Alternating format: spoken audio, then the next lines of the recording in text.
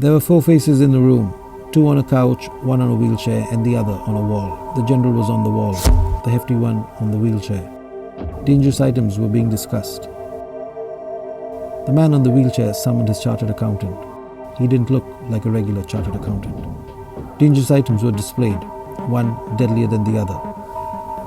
First there was salt, then paper with famous people on it, a sub-inspector, and finally curved yellow items. Both parties had an internal discussion on the quality of these items. There was a quick laugh about it.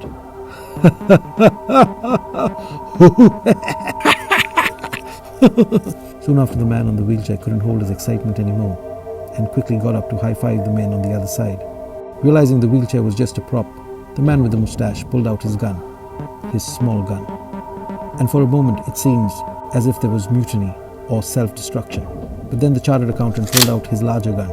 It was followed by the man with the dreadful beard who pulled out a gun equal to the size of both of theirs combined.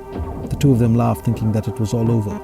It was only when the man in the white lungi pulled out his missile launcher did the weightage change, a classic Mexican showdown, as things intensified.